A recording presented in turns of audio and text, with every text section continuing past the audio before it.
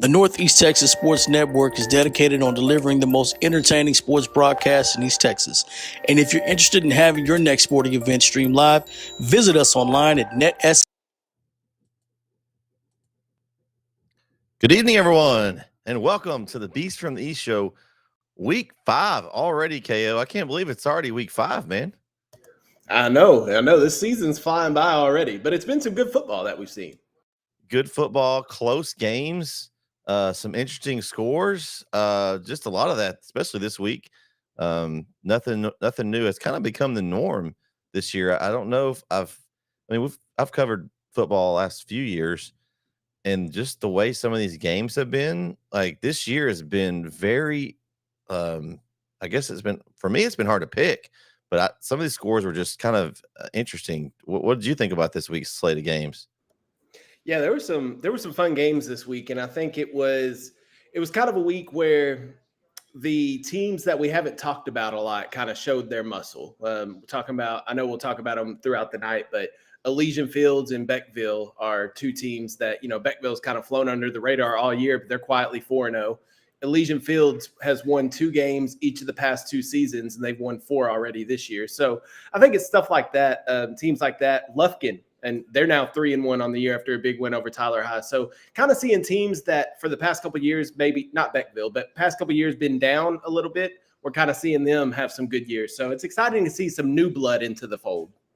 Well, I think when you talk about Beckville, we want to talk about Jacoby Williams. He's gone now, and they're still 4-0. So that's what's, I think that's a testament to the coaching staff there. You don't have that, go-to guy, but you got some other guys that have stepped up. And so far, they've been up to the challenge.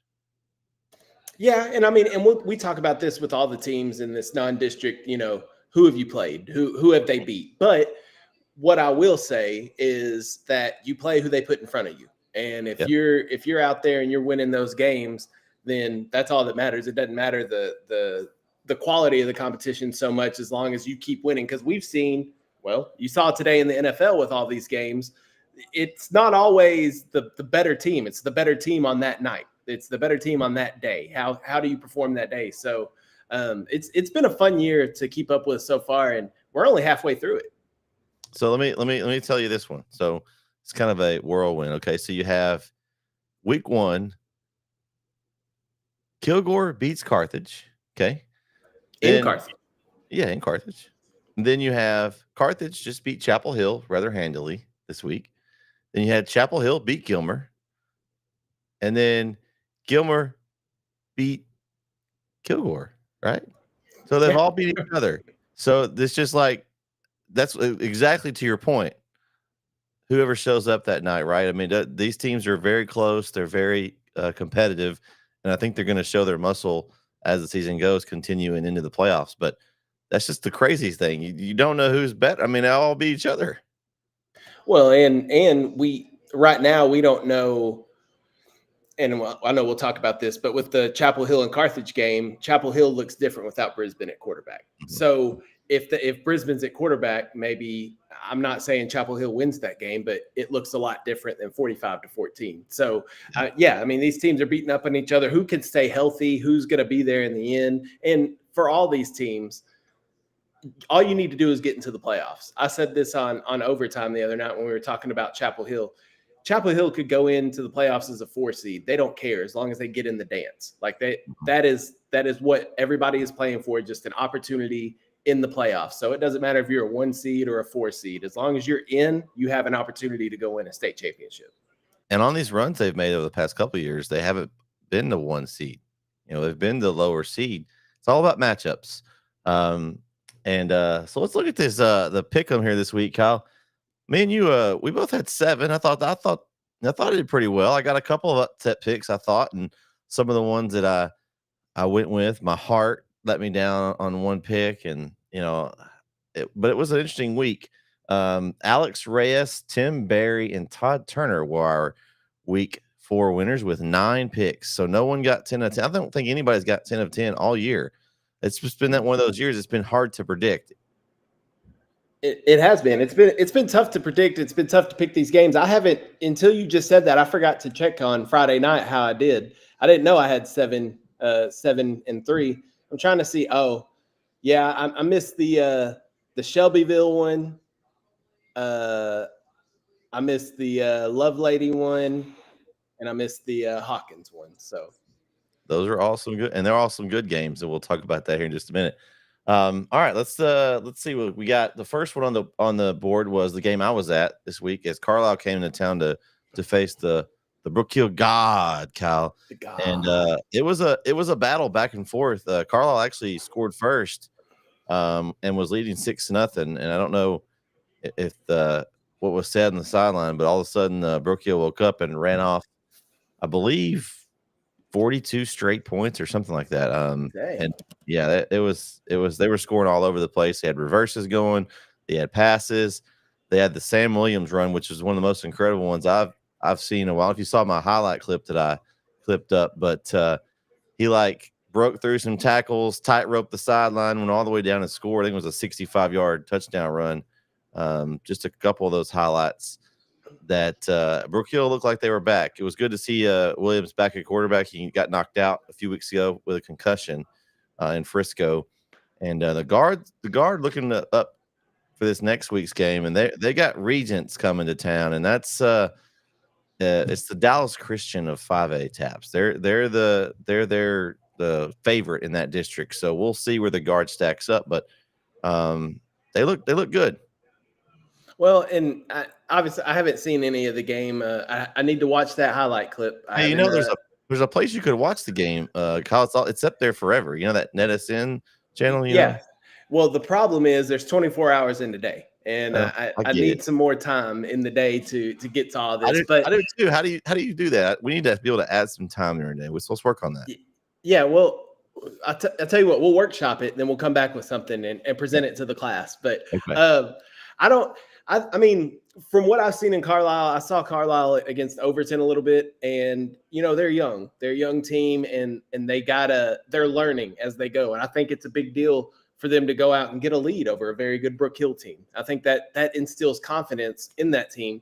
Now, to give up 45 straight points after that kind of knocks that confidence back down a little bit. But at least you have something to build on. You have something to look back on film and say, listen, on this drive, this is what we did well. We need to do more of this going forward. So I think Carlisle it's just going to be a tough year for them this year. I think they're kind of battling through some things and figuring some things out. I think next year and even the year after that, we will see the better Carlisle teams coming forward. I think this is kind of a year just to learn. And for Brook Hill, I'm happy for Coach Hubbard and the boys over there at Brook Hill, and they're going to have to tighten things up this week against the Regents team that is going to be looking to come in and beat them. So I'm looking forward to that game Friday, and go guard all the way.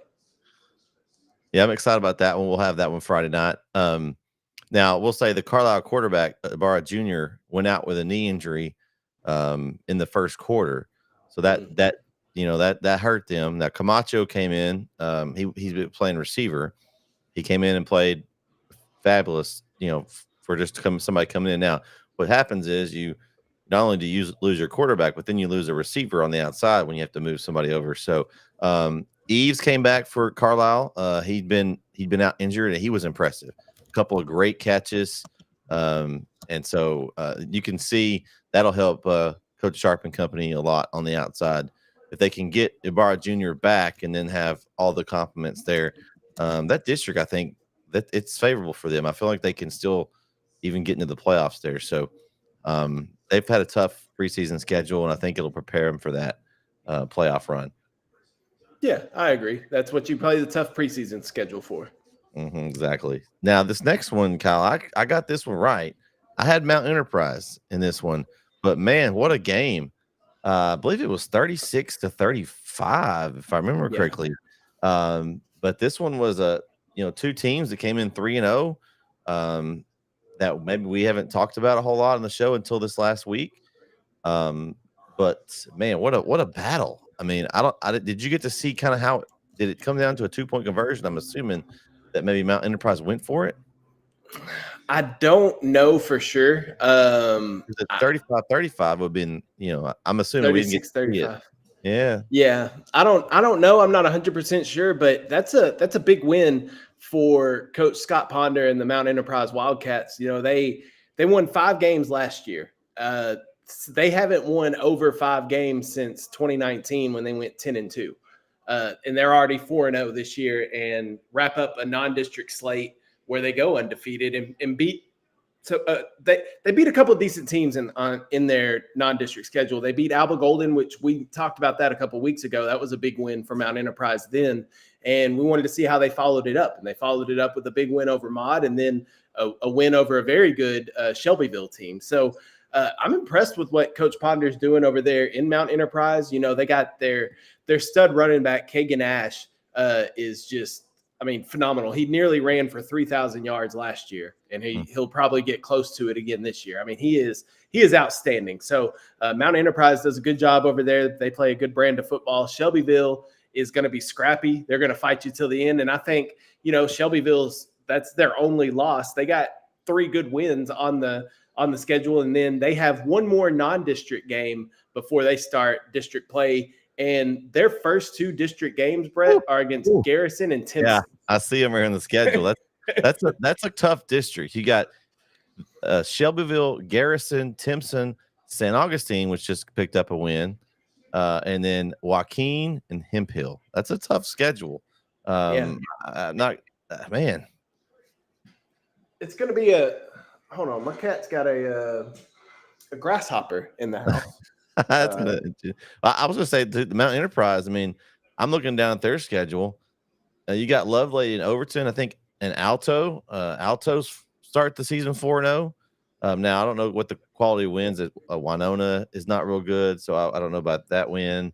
They may have some questions to be answered, but they're still 4-0. The wins a win. So that's going to be an interesting district, too, between those 4 teams there. You got Tenaha, got their first win on a Saturday night football in NETSN.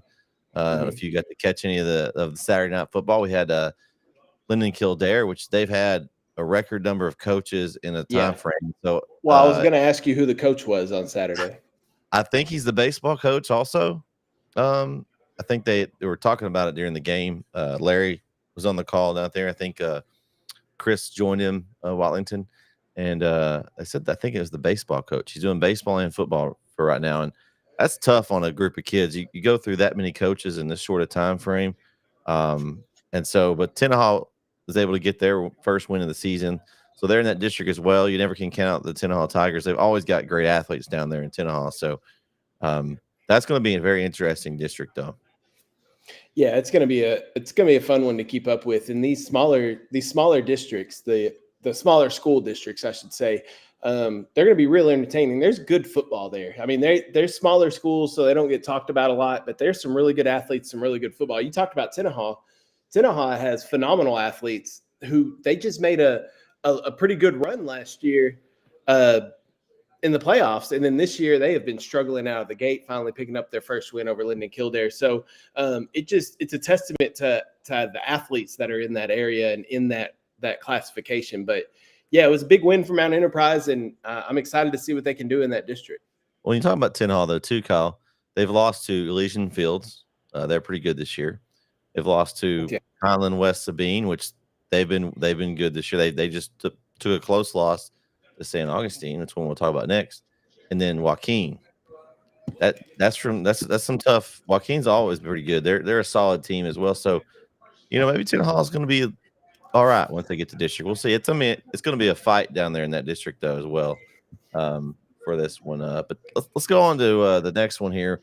Like aforementioned, Pineland, West Sabine, and St. Augustine. I had St. Augustine in this one.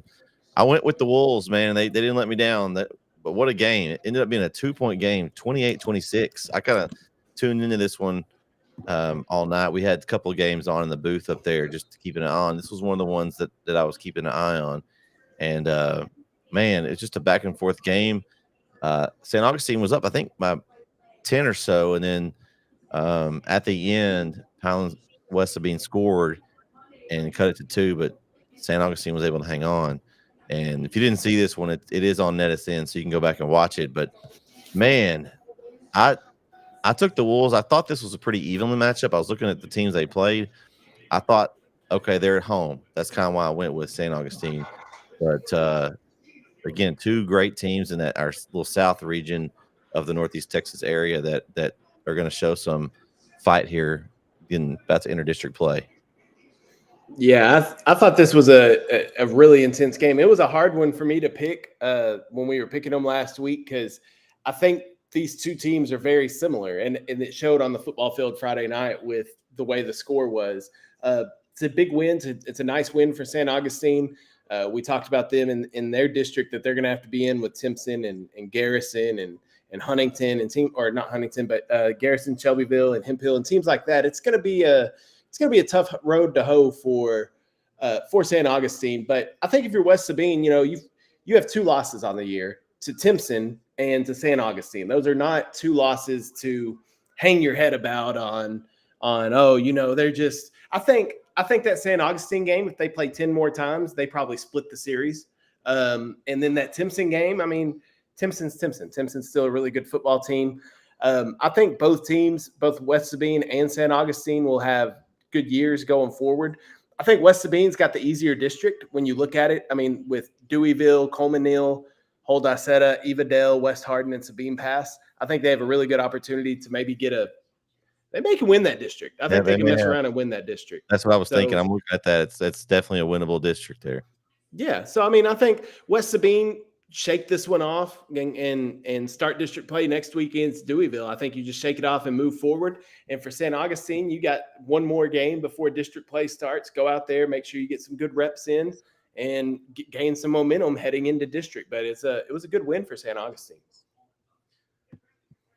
All right, game 4. Man, I start off really good on this pick'em, Kyle. I got the first 5 in a row, including this one. I did have Winsboro getting the win over Hooks. They won 47-33. And I think maybe we discounted Winsboro a little bit. We thought, oh, well, they lost to Tatum that first week, and they've rallied off 3 straight wins here, putting up 44, 49, and 47 points. So I think one of the things that I was concerned about was the replacing Finney at quarterback, and we talked about that a lot. And I said, give them some time. By the time we get to district, I think they'll be rolling. And it looks like they've kind of found something there, Kyle, as putting up that many points the last 3 games, and they're rolling into the district schedule here. And they've got Commerce, Mineola, Eustis, Rains, Mount Vernon, and Malakoff. Now, that last one down there is going to be tough, that Malakoff game, but I think they can win, and they'll be favored in the rest of those games. And I think they're looking at that week 11 game with Malakoff for the district title there, and they have it at home. So, who knows? What do you think about Malakoff and Cook's game here? Well, yeah, I mean, Winsboro is, I was concerned. I'll admit I was concerned after the Tatum game, but we talked about it. They didn't play a full game. Now, I'm not saying it would have been different in the second half. I mean, Tatum seemed like they were in control of the ball game, and I'm not making excuses for Winsboro because Tatum had to play in the same conditions. But let's remember that week 1, lots of rain and lots of weird weather. They had to, if I remember correctly, that game got pushed back to a later start time anyway. It kept being pushed back. Yeah. I mean, and shout out to Tatum, credit to them for overcoming all that adversity and still going out there and getting a win. But I think Winsboro, there was a little overreaction to that loss. The Redwater win, Redwater is not a great football team, so that wasn't too impressive. But the win over Honeygrove is what caught my eye because Honeygrove is known for their defense, and Winsboro put 49 up on them. So that impressed me. I think maybe we overestimated Hooks just a little bit. I'm not saying Hooks is a bad team. I think Hooks is still a quality playoff team, but I think we overrated them just a tad with their 20-point win over Harmony, and then a 7-point loss to Atlanta, and then this 14-point loss to Winsboro. I think Hooks is still very good. I think they'll go out and beat Queen City next week with no problem. But yeah, I think this Winsboro team is still really, really good. And yeah, like you said, their district is kind of down this year. Normally, a couple other of these teams like Mineola and Commerce and Mount Vernon are usually a little better. So they have more quality competition in this district. But yeah, I'm with you. I think unless somebody goes in there and upsets Winsboro or Malakoff before then, I think we're looking at that final week for the district title in Winsboro. Yeah, I think that might be a pick'em game. It's a very good possibility. It should be.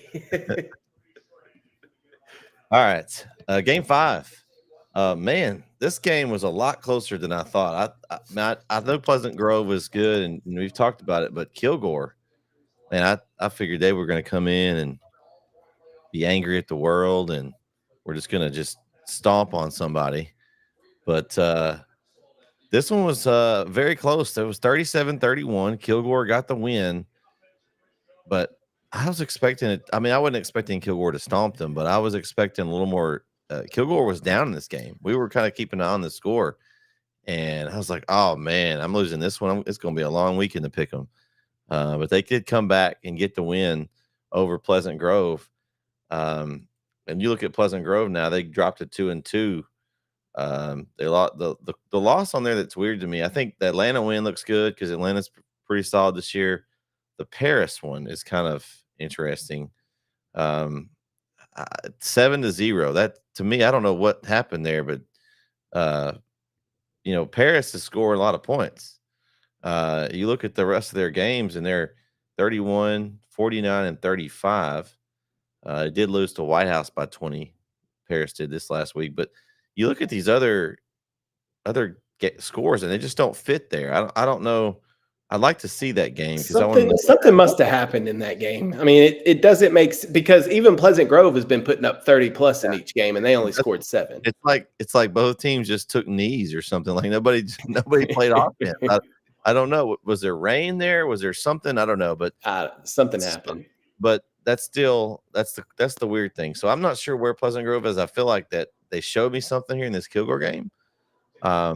As they get ready, they got one more non-district game with Sunnyvale, which Sunnyvale, they're a quality team as well. They lost to Van, but we know how good Van is this year. And Aubrey, I believe they have a bigger school, 4A Division I. So they're a little bit bigger, but a win over Cattle Mills and Carrollton Ranchview for Sunnyvale. So I think they're a pretty solid team.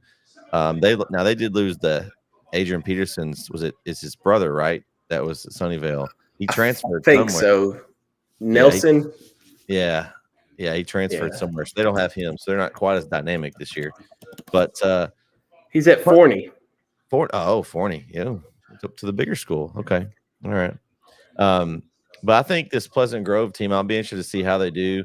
This district, they do have some matchups. I feel like just looking through this district, just for right now, it's a three-headed monster race for me. I see it's Pleasant Grove, it's Van, it's Gilmer, and they're just it's just gonna be a dogfight for 4th place. I mean, you've only got 6 teams, so I mean, I don't think it's Pittsburgh. Pittsburgh's not been real good this year, so I feel like maybe Spring Hill and North Lamar are fighting for that last spot. I don't know. Spring Hill's got a chance to make the playoffs. I mean, Paris North Lamar is 1-3, so that'll be interesting. But I think that's going to be a really interesting those three teams playing each other. I'm excited to see that. So in the last 6 seasons for Pleasant Grove, they've had double-digit wins in 4 of them. That's pretty good. That's decent. They also have, I believe they also have a state title in there in that time period as well. So we talk about this all the time. Unless you're Carthage, you have dips. You can't stay at that level consistently, again, unless you're a Carthage or an Aledo or teams like that are constantly there. But Pleasant Grove, these last few years, they've been really good. I think they are a little down this season. I'm with you. That Paris game is an anomaly on their schedule. It just doesn't. It's like that game should be on somebody else's schedule, not on Pleasant Grove. Like it's weird. So we don't know what happened there, but Pleasant Grove is still a quality football team. And from what I understand and saw on Facebook, this was a double overtime game. So it's not like, Kilgore won it in regulation or like it. Pleasant Grove took Kilgore to 2 OTs. And I think we agree that Kilgore is one of the better teams in 4A Division I. So for Pleasant Grove to go in to Kilgore and play them into double overtime after, like you said, Kilgore coming off a loss that they probably think they shouldn't have lost that game, then to come in there pissed off and still and take Pleasant Grove to take Kilgore's best shot, being angry, and Pleasant Grove to give Kilgore their best shot. I mean, it's a quality In football Kilgore game. too. In Kilgore. Kilgore. That is impressive. So I think there's no such thing as a good loss, but I think if you're Pleasant Grove, you can look at that and say, we'll get them next time. Like, I mean, we did everything we could. We'll get them next time. And for Kilgore, you look at that and say, maybe it shouldn't have been as close. We think we're, better than that, but we just proved we can win a tight game after losing a tight one the week before. So I think it builds some confidence in for Kilgore, which is headed into a hellacious district slate. And they start right off the bat with Pine Tree next week, who a lot of us maybe wrote off at the beginning of the year. All of a sudden they're sitting there with a chance to go 1-0 in district over Kilgore next week because they get Kilgore at home. So I know we'll talk about that one later, but big win for Kilgore here to get back in the win column after a tough loss the week before. Yeah, it really is. We were following this one. It's another one that we were kind of keeping an eye on. And I was like, what is going on with Kilgore? What are we doing here? And they were able to come back and get it into overtime and got the win. So it's a good win. You win those close ones. It doesn't matter if you win by 1 or 50. A win's a win. So good. They don't ask you how much you won by. They just ask you, did you win? No, they sure didn't. Now my first loss of the night was this next one. I think you said you lost as Garrison. I mean, yeah, I know how good Garrison is, but they just haven't looked like Garrison early in the season. And welcome back, Garrison. Welcome back. Welcome back to the scene as they beat Lovelady. And I don't know. I looked at this game and I'm thinking, from what I've seen this year, they just haven't looked good. I mean, let's just look at this. I mean, they beat Wascom by 1. Wascom's okay, but they beat ARP by 1. I mean, ARP they're building a program over there, but it's and then they got thumped by Anahuac, which I think Anahuac's a good team, so that's not bad. But just they hadn't shown me anything, and so this win over Lovelady, this is a win that shows me, okay, Garrison's got something. Maybe they just started off a little slow, and so they're going to need to. They've got one more non-district game. Actually, they have a bye this week, and then they have their first non-district or the last non-district game against a team from Louisiana, North Webster. I've never heard of them before, but then they'll start this slate of Shelbyville, St. Augustine, Hemp Hill, Timpson, Joaquin. I don't see an easy one on there. Maybe Hemp Hill struggled. That's probably going to be the easiest game on the schedule. But those other 4, Kyle, are going to be brutal. Garrison, they better use these next 2 weeks to continue to get on the right path because their district ain't giving them nothing. No, when we talked about this game last week, I mentioned, I don't remember if I mentioned it on here or if I mentioned it on Red Zone Overtime or whenever I mentioned it, but I said that the way that Garrison can beat Lovelady is to play ball control and keep Lovelady's offense off the field. I didn't see any of this game, so I don't know if that's the case, but looking at the score, it appears that's what they did, is they shortened the game by keeping Lovelady's offense off the field and sustaining just pound the rock 3-4 yards a carry here and there. And that was their recipe for success last year. That was their recipe for success a year ago. Oh, this is interesting. So Lovelady gets beat by 14 to Garrison. They lost to Timpson by 2. I mean, that to me, that's what I saw in there. I'm like, Garrison didn't look good. If Lovelady stayed with Timpson, there's no way they. Well, that was my thought too on why I picked Lovelady, because I said, well, they could put up 48 now, but I said with the caveat that Timpson's defense is not very good at tackling. So yeah. That's why I'm saying I think Garrison came out there with the game plan of we're going to play solid defense and control the clock. And that's what they did. And you can't, it's hard to get in a rhythm on offense if you're getting 3 and outs 3 and outs, 3 and out. It's hard to get in a rhythm that way. So I think it was just an excellent game plan and execution by Garrison, and a big win, a good win to bounce back after a tough loss to Anahuac the week before. Good win to bounce back, go into the bye week on some positive momentum, get prepared for a team that's not even in Texas, and then get ready for a district slate that has you on the road to open district back-to-back weeks. So that's not a fun way to start district play, but that just means next year you get 2 home games to start off district. So it's going to be interesting. But big win for Garrison. I'm not too concerned with Lovelady. I think that, Coach Kierhoff down there will figure out a way and look at the film and figure out, kind of like what's his name for the Rams, Sean McVay, how he'll figure out a way to get those people open. He'll go back and look at the film and see what Garrison did to shut down that Lovelady offense, get it corrected. So when they get ready to go next week, they'll be ready, because they can't take a week off. They got district starting next week. They got to go on the road against Tenaha. So big win for Garrison, though. I'm happy for him. All right. The next one, I got this one right, as ARP handles Sabine. And we talked about this, having the injury at quarterback. How would Sabine react to this? Here's the deal. Like, that's a tough thing to happen. And I'm guessing Sparks didn't play. I didn't see any of the game, but I'm just assuming that he did not play. But to get a win 46-20 over a Sabine team that's played really well. I mean, minus they got the injury to Sparks and they lost to New Diana. It was an impressive win for ARP. That's pretty dominant right there. 26-point win on the road in Sabine as they get ready to start their district slate. And we talk about this one. This is going to be an interesting district. To me, you've got, I think, the 4 teams in playoffs. I think I know who they're going to be. I think it should be ARP, Troop, West Rusk, and New Diana. Now, what order they're going to be in, I don't know. From what happened the other night, I thought Troop was struggling.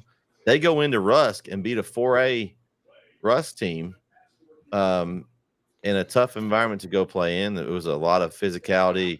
Maybe some guys might have got ejected in that game. Kyle, I don't know if you saw the film on that, but they're making some ejections. I saw that clip. I did see that clip. But that's going to be a fight. And guess where ARP's going to go first week of district, Kyle? 6 miles. The 7 mile. Oh, 7 miles. Sorry. 7-mile rivalry with Troop, and that might be one of our pick'em games here when we get to it. But it was interesting because we had, doing the Rust game, we had Keith, which he's a White House guy, but you had my cousin Jason, he's an ARP graduate, and then you had Claire in the booth with them, the Troop graduate. So they had already kind of, at the end, they kind of talked about it was a little back and forth there maybe, but for the next week's game. So to open district with your biggest rival, 2 teams, 2 Tigers, they're both maroon, they don't like each other. I'm excited for that, but I think I'm to the point where I think there's going to be 4 teams and it's going to be a dogfight in those games, and whoever comes out with the best record between those 4 teams, the other games, I mean, Elkhart and Buffalo, and Winona. No offense to them, I don't see them being involved in the district race. Now, can't not show up to those weeks and drop one, because that could hurt you. But I think it's between those 4 teams, and I'm excited for this district because I think it's more open than it's been in the past. Yeah, it's normally been West Rusk and then everybody else in that district. So, but about ARP, man, they are 1 point away from being 4-0 this year. I mean, a 1-point loss to Garrison. It's Garrison too, and we see how good they look. So, I mean, right. I think ARP is having a great year. Coach Schminke and them are really having a good season to get started. I think I'm like you. I don't know this for a fact, but I'm going to assume that Colt Sparks didn't play for Sabine. And even if he did by some miracle play, I don't think he was near 100% or would be the same quarterback. So, but that's not taking anything away from ARP. You still had to go out there and play the football game. And Colt Sparks doesn't play defense to my knowledge, and you still hung 46 up on a Sabine defense. So I think ARP is rolling right now. They got some good momentum going, and just like you said, though, Troop went into Rusk and knocked off a 4A team on the road. So that's on homecoming night. It was Rusk's homecoming night as well. So I think that ARP Troop game next week is going to be good. For Sabine, though, you got to – I think it depends on what happens with Colt Sparks and what his health is going forward. They've got a tough slate here, Kyle. They could run into some rough patches if you look down the schedule. Yeah. Just tell me what game they're going to win here, Kyle. I don't know. I think they can. I'm not as high on Gladewater as everybody else is. I think that one could be a potential, and that's a little rivalry over there too with Sabine and Gladewater. So I think that could be a potential for maybe where they can pick up a win. I mean, White Oak's playing well. That'd be one normally you would say, but but so far. Yeah, I don't know, man. I think we'll know a lot more about these teams coming out of this week because Jefferson takes on Gladewater, Sabine, and Tatum, and then Atlanta and White Oak. I think we see how Atlanta and White Oak, how that game goes between a 4-0 White Oak team and a 3-1 Atlanta team, who only losses to PG. I think this is that tough district right here. This is tough. Yeah, and going into the year, I didn't think it would be. Like I'm be completely honest. I didn't expect much out of White Oak. I thought they were kind of rebuilding. Didn't expect much out of Gladewater. Really didn't expect much out of the Sabine team either, to be honest with you. So dropping Liberty Ilo into that district is it's made it a fun one. But I'm excited for ARP. It was a good win for ARP. They moved to 3-1 on the year. Like I said, a point away from being undefeated. And yeah, we're going to talk about later, that 7-mile rivalry between ARP and Troop is going to be a fun one next week. Not a single team is under 500 in that district right now. Unreal. Slugfest coming up. All right. Next one on the map was two teams that came into the week at 3-0. You talked about it a little bit earlier in the show. Hawkins and Elysian Fields. And Elysian Fields gets the win. Man, this is what I'm excited about this year. We've got teams that are just maybe either coming out of nowhere or maybe they're doing a lot better than we expected to. And I think Elysian Fields is one of those. Now, they've been they're not a no name. Elysian Fields has been known for good football. It's been a few years since they've kind of made any noise. And this year, man, they've been real impressive, Kyle. And I don't know if you how much did you get to talk to their coach? I don't know if y'all go that high up to do any interviews or not, but I'd be wondering what he has to say about their team this year. Well, I guess now is a good time as ever to announce this. The Red Zone game of the week next week is the Elysian Fields Yellow Jackets traveling to Beckville to take on the Bearcats. So I did talk to Coach Crow earlier in the offseason about the Elysian Fields team, and I'm actually talking to him and Coach Ross with Beckville on Monday. So I guess by the time this airs, it'll be yesterday. But go check it out. Yeah, so go check it out. But Coach Crow, he's got those kids playing with a different mindset. As well as I do, when you go into a program, you gotta change the culture. And it's not that Elysian Fields has had a bad culture, because they haven't. I mean, you look at their previous records. In 2020, they went 11-3. 2021, they went 9-3. And then the past 2 years have been a couple of 2-8 seasons. They dealt with some adversity, some injuries, but they've got things turned around this year. And their first big test, in my opinion, was this Hawkins game. And for them to go out there and win 39-36, show some grit and toughness, and be able to pull out that victory at home over a very good Hawkins team, I think that speaks volumes as to what Coach Crow and his staff have done up there with Elysian Fields to get those kids believing and get those kids playing good ball. For Hawkins, don't hang your head. You lost to a very good Elysian Fields team by 3. You got to regroup, because your district's not exactly a cakewalk. If you're the Hawkins Hawks, you got, Beckville obviously is in that district that we talked about. Elysian Fields, who they've already taken a loss to. Big Sandy's 3-1, which I think is kind of a surprise. Union Grove 3-1. This is a tough district. Yeah, I mean I think Beckville to me is the top of the class, but there's some good opponents here. There's not going to be I think there might be a couple of weeks that are a little easier, but there's no week off. You don't have if you don't play well, you could slip up and lose one to the teams at the lower end of there. I think and I know it's early to call this, and especially when you have an 8-team district like this, which is extremely rare in 2A. You normally don't see these big of districts in 2A, but it may be a little premature, but I don't think it is. This game on Friday between Beckville and Elysian Fields you could say for a district championship already in week 5. I mean, when you look at the teams that are in that district, like you said, other teams, you could slip up and another team could catch you napping one week. But if both these teams do what we expect them to do throughout the rest of the year, I think the winner of this Beckfield-Elysian Fields game on Friday could be the district champion at the end of the year. Now, a lot of football to be played in between now and then, but I think that's how big that game is on Friday. But I'm happy for Elysian Fields to see them doing well this season. Well, it must be a big game if they're going to send you out to the game, Kyle. So, Well, so it's got to be a big one. Red zone game of the week.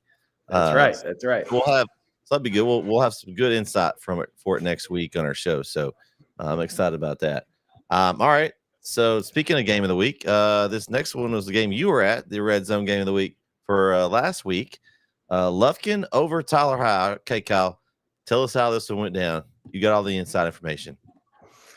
Listen, man, it was a really good football game. Going into it, I didn't know really what to expect from the two teams, but a really good football game, really competitive, and Lufkin came out on top 39-27, but it was not easy. So early on, I have a story that's up on kltv.com if you want to go check in and read it for a whole recap on it, but I'll just give you the Cliff Notes version. Lufkin scored on got their first score on a 65-yard drive. Quincy Kuti, which is the cousin of Kiki Kuti, ran it in from 4 yards out. They went for 2 and took an 8-0 lead late in the first quarter. The Lions, now they went to return a kick from the back of their end zone, which was a terrible idea. He only got it out to the 11-yard line. Ooh. They went 3 and out, had to punt. Well, they punted in their end zone. Keandre Hooper for Lufkin blocked the punt, and it went out of the back of the end zone. Lufkin up 10-0. So then Lufkin made some mistakes of their own. They fumbled on their next 2 drives. And it wasn't like carrying the ball fumbles. It was snap exchanges. On one of them, they got down all the way to the 1-yard line and fumbled the snap, and Tyler took over. So 2 fumbles for Lufkin on their next 2 drives. Granberry was picked off for the second time. Tyler High's quarterback was picked off for the second time in the half later in that quarter. And then Kevondrick Taylor ran it in from 7 yards out. Lufkin was up 16-0 with 8:21 to go in the first half. And we're kind of sitting there in the booth like, man, this one could get out of hand. But Tyler got some rhythm on their next drive. They had a nice kick return that set them up at their own 48-yard line. Then Granberry hit sophomore receiver LaTrayson Harrelson, which is a stud. He hit him for a 25-yard touchdown to put Tyler on the board with 4:24 left to go in the half. But it wasn't long until Lufkin's quarterback, Javian Johnson, who missed the first 3 games of the season, he connected with Krishan Preston for a 55-yard touchdown. Lufkin was up 23-10 at halftime because Tyler kicked a field goal. But where it got really exciting, Brett, was this fourth quarter. Now, let me tell you how this happened in this fourth quarter. It is 23-20. Lufkin's up 23-20, 2:07 left in the third quarter. In the fourth quarter, they go 86 yards in 9 plays, and the running back, Kenneth Waters, went 39 yards for a touchdown to make it a 30-20 lead with 10:54. They do the kickoff. Tyler has a great kickoff return, and they just go 1 play, 39 yards, Granberry to Harrelson for a 39-yard touchdown to get back within 3 just 9 seconds later. Then on the ensuing kickoff for Tyler, Lufkin's Kevondrick Taylor took the kickoff 95 yards to the house to put Lufkin back up 37-27. And so that was 3 scores back to back to back. And the Panthers were able to get another safety later in the fourth quarter to win 39-27. Waters led the way on the ground for the Panthers. He had 142 yards on 24 carries. QT had 169 yards of offense. Granberry for Tyler High threw for 268 yards and 3 touchdowns. Sorrells for Tyler had 7 catches for 149 and a touchdown. But I tell you what Tyler could not do and what I was really impressed with. Lufkin's rush defense. Now, we know they have Zion Williams that's going to LSU next season. That's down there in the trenches. I know. But he's going to the Bayou Bengals next year. Maybe he'll change his mind. There's always time. But the front seven for Lufkin was stout. Tyler could not run the football. There were maybe 1 yard, maybe 2 yards, then a loss of 3, a loss of 5, a loss of 2, maybe a 2 or 3 yard gain. I think they ended with averaging a little over 2 yards per carry for the night. So Kyle, do you think that's maybe why the Longview Lufkin game was the score it was then? When it was the rainy, you have to run the football, you can't really throw it around the yard, and their rush defense being pretty stout. That makes a lot of sense. Maybe that answers the question. And I mean, and Lufkin, I wasn't sure how Lufkin was. And their quarterback, Javian Johnson, hadn't played all season. And so he comes in, gets a little burn. He got hurt in the scrimmage in Huntsville before the season started. He's missed the first 3 games. So that 7-3 loss to Longview had a receiver playing quarterback in Quincy Coutee. And then their 2 wins that they had before this Tyler game was Coutee playing where they scored 50-plus points in those games. So now you bring their quarterback back into the fold and you can bring and move Coutee back out to a receiver.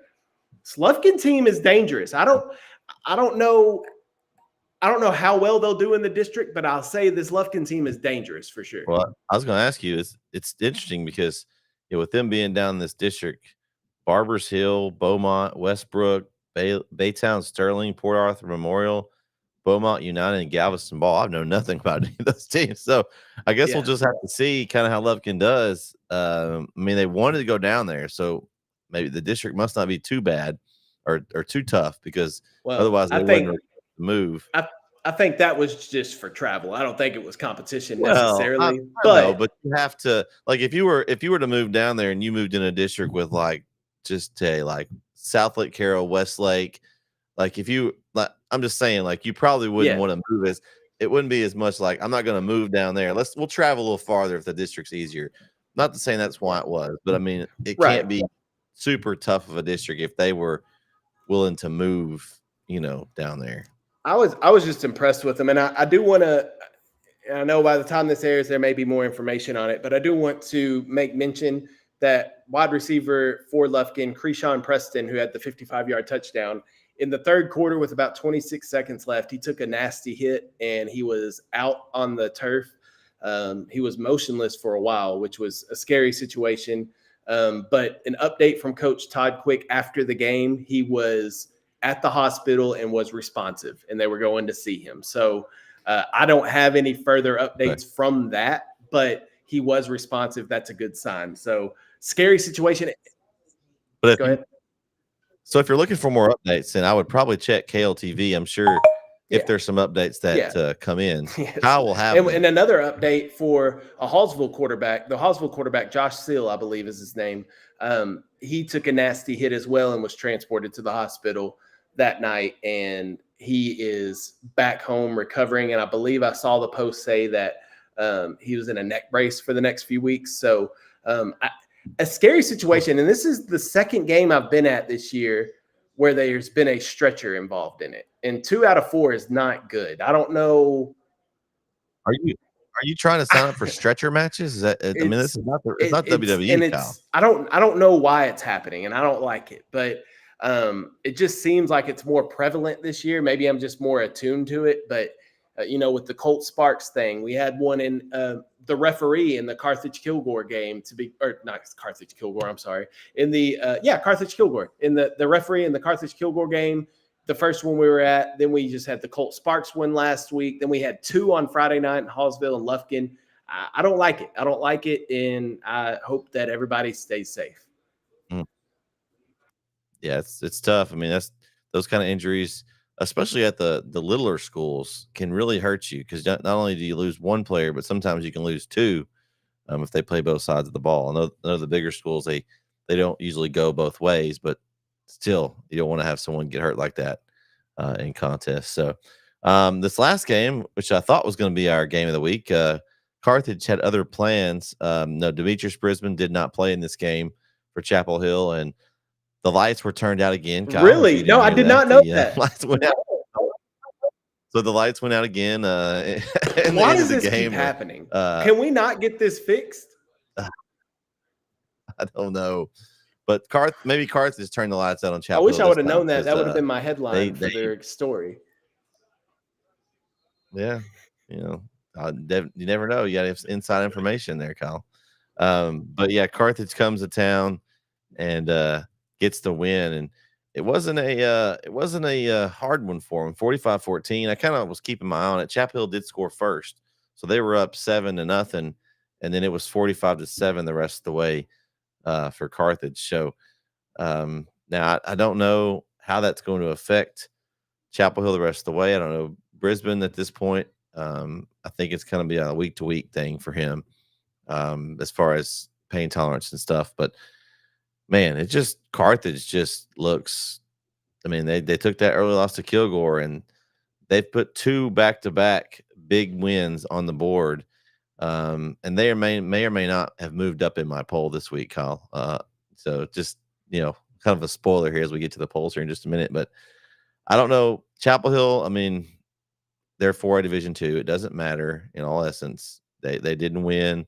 They've got to get back on the drawing board and get to work because they start their tough district slate. Now, I will say that I like the way Chapel Hill's schedule fell for them. I don't know if you looked at the schedule, but they'll have Lindale at home, Kilgore at home, and Pine Tree at home. So the 3 teams that are in the top trying to fight for spots, they all get them at home. Now, will they cut the lights out on them as well? I don't know, maybe.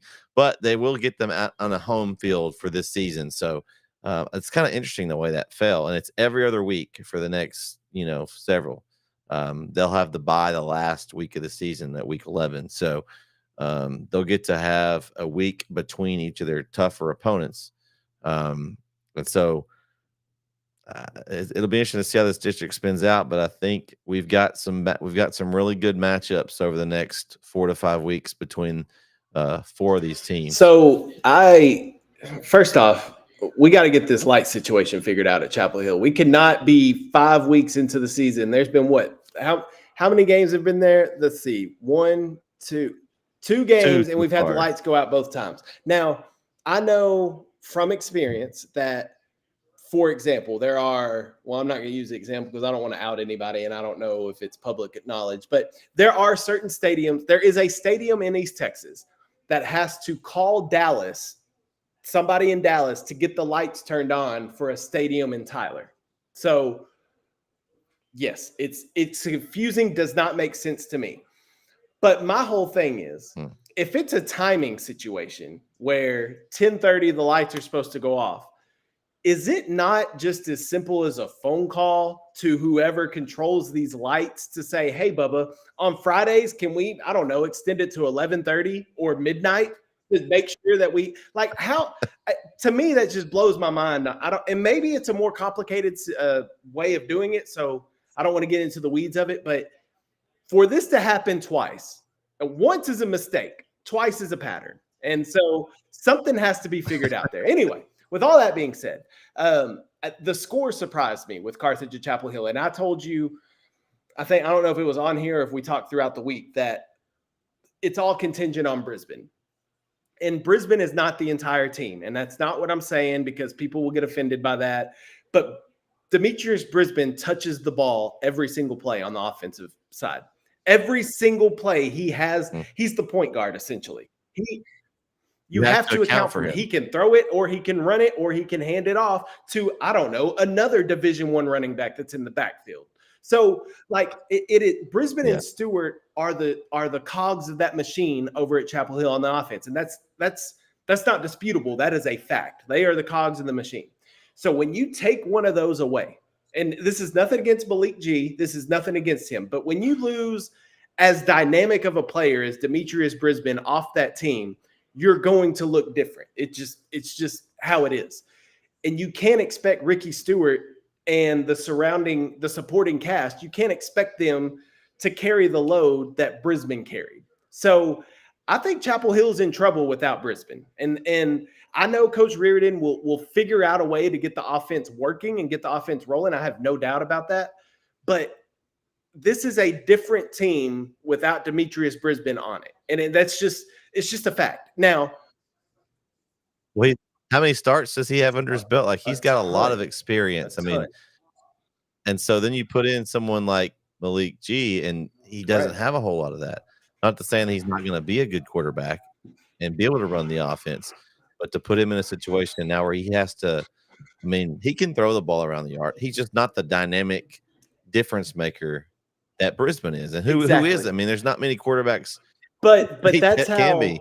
So it's like that's how Chapel situation. Hill has made their hay these past few years, though. It's been Brisbane and Stewart and others making big plays to get those points on board. Maybe you don't get those big explosive plays. Maybe you have to kind of sustain drives and drive the ball down the field instead of making explosive plays. And that's just something you got to learn with. But you don't have any time. Like there's no time to take a week and say, okay, let's figure out this offense, because you got Lindell coming to town next week, and they don't have a bye week until That's the what I'm last week of the saying. season.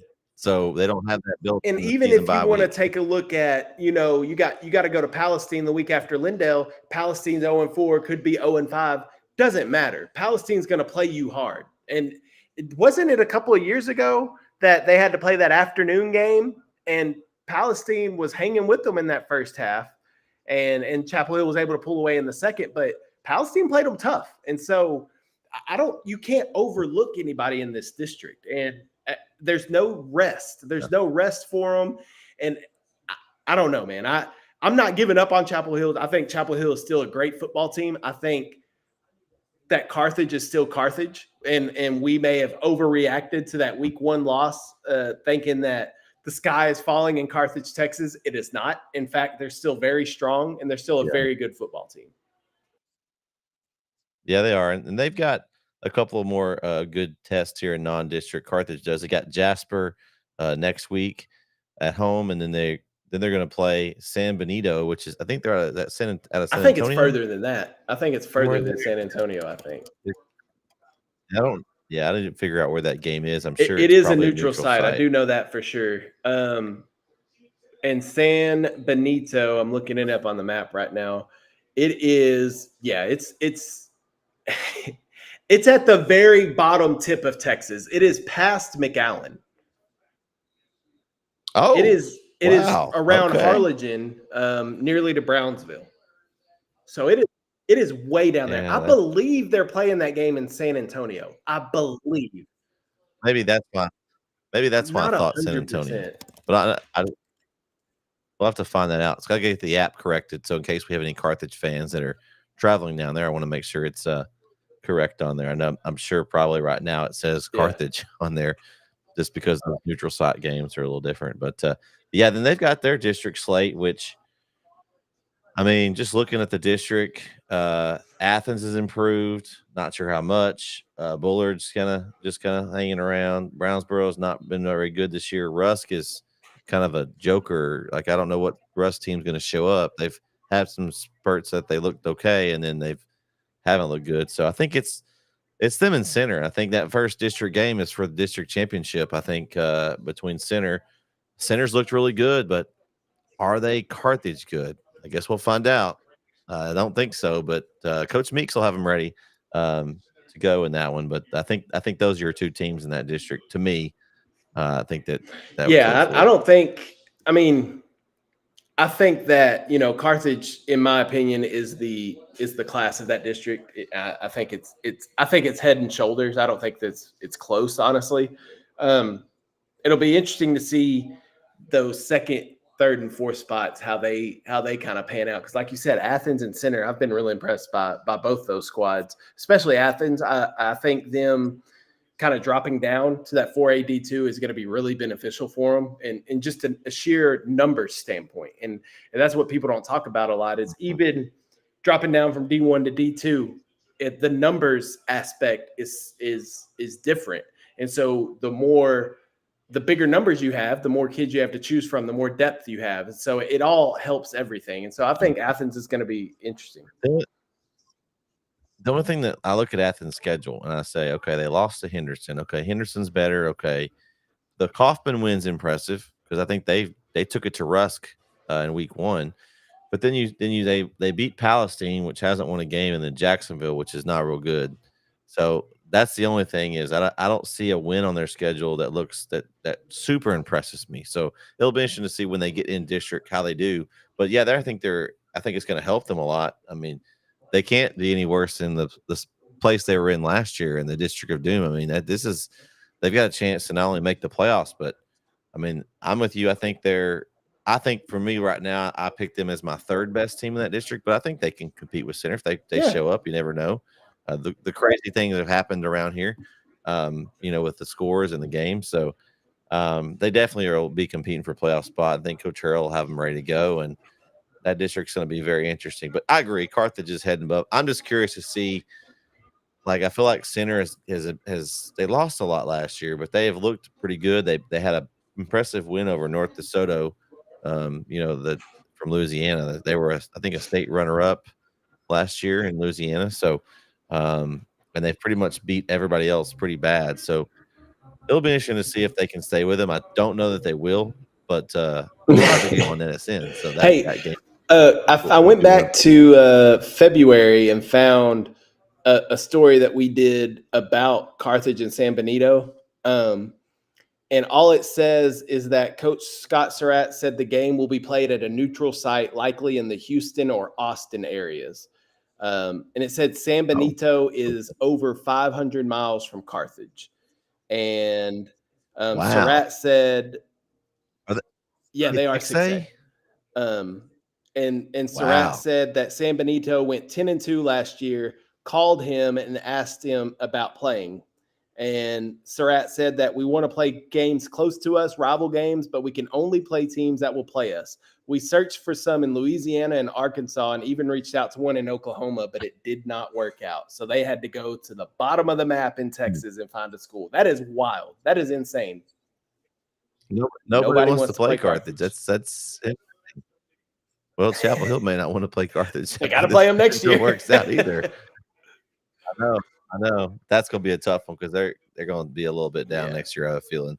So that's going to be tough.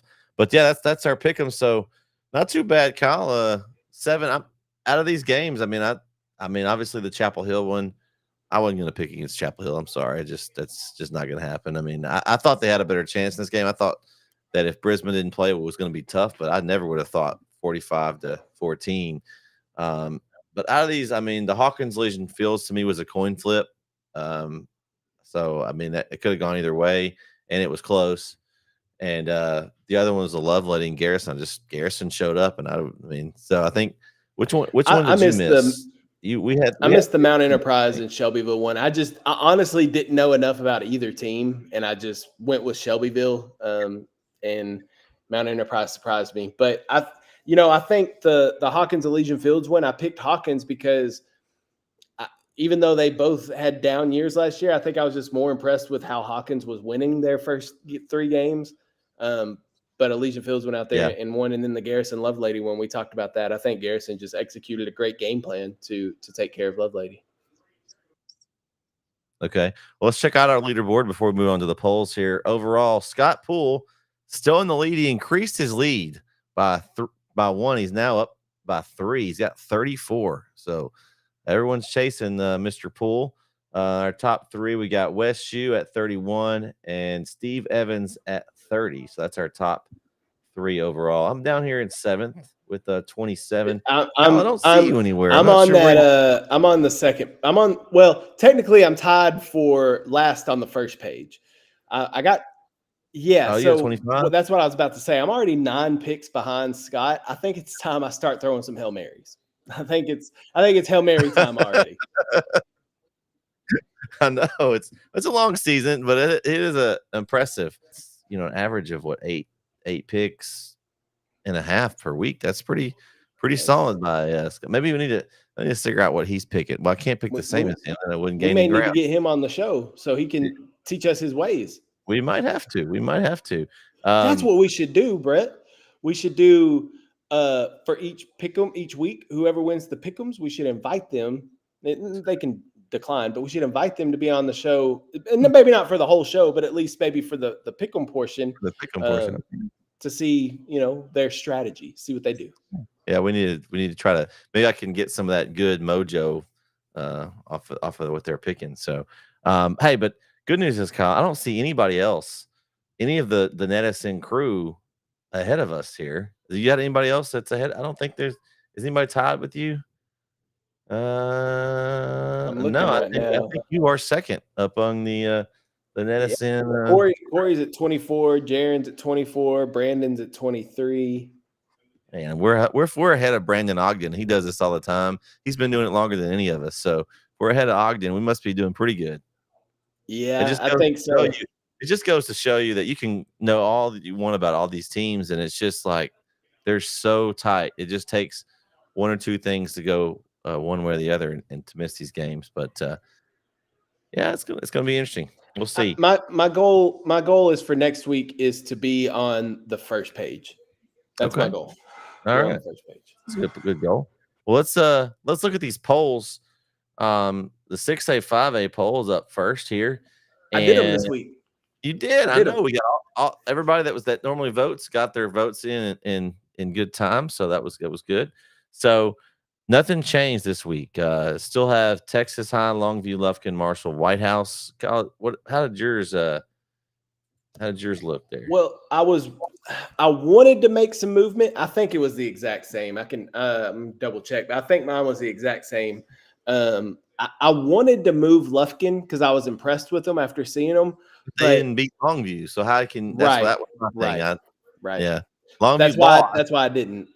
They lost to Ruston, which is a Louisiana team. I don't know much about them, but they didn't. But I couldn't, in good conscience, put Lufkin over Longview, knowing Longview beat Lufkin head up. So yeah, if Longview loses another one or something, and Lufkin keeps winning, then maybe we could talk about it. Yeah, but I think that's kind of been our solid 5 all year. In the district play coming up, will be interesting to see kind of how these teams do. But I think until one of these teams loses or we see somebody else creep up in there, I think right now that's pretty concrete in. Yeah. Now the only thing, I have Longview at 1 and T High at 2. I probably should have dropped them. Now thinking about it, since they did lose, I probably should have dropped them to number 2. But I'll correct that for the next week. But yeah, I had Longview, T High, Lufkin, Marshall, White House. Okay. So I think you were the only one that had a first place vote for Longview. Yeah, that was by mistake. That was on accident. Well, it's still our weights. We outweighted you, so it fixed itself. That's what the poll's supposed to do. You know, those outlandish votes weight the other ones out. But I think everybody was pretty. Now, I will say, Coach Hubbard gave Tyler High a vote. He had them in the poll at number 4. And they're good that they did lose. I don't know. Maybe Corey's paying him some money under the table. Probably keep them Tyler schools up there. Well, you know what? If that's the case, we should have maybe he meant to put Legacy in there because Legacy got a big win over Crowley on Friday night. Yeah. So maybe he meant to put Legacy and accidentally put Tyler High. That would make more sense because at least Legacy got a win. Yeah, but Tyler High beat Legacy head up. So I don't know. I don't know. I can't speak for Coach Hubbard. Yeah, well, maybe one of these weeks he'll join us on the show and he can speak for himself. All right. Yeah. 4A. This ought to be interesting here. All right. So our tabulated poll is as follows, which this is very interesting. We have a new number 2 team. The top 2 teams both slid. So we had final rank for this week, Carthage at 1, Pine Tree at 2. Oh, wait. Oh, okay. I was all confused. I was on the wrong poll. I was looking at the poll and I'm like, Carthage, because I was on the 3A poll. My bad. Okay. Sorry. Go ahead. So Carthage 1, Pine Tree 2, Chapel Hill and Kilgore tied at 3. Center is 5, Gilmer 6, Van 7, Sulphur Springs 8, Pleasant Grove 9, Lindale 10. How does that look in comparison to what you have there, Kyle? I'm not 100. 100% sure I can remember where you said yours were, but I got Carthage at 1, and I got Kilgore at 2. So, Then I put Pine Tree at 3. Okay. I dropped Chapel Hill to 4, and my reasoning for that is because I don't know what they're going to look like going forward, and so I don't want to just keep them up high because they are Chapel Hill. I left Chapel Hill at 3. I have Carthage, then Kilgore, then Chapel Hill. My reason to keep them there is it's going to play out one way or the other. So right now, to me, they've only lost to the number 1 team in the poll, so they dropped a couple of spots. They still have to play Kilgore, Pine Tree, and Lindale in this poll, so I think it'll work its way out. I'm not just gonna. I think Pine Tree.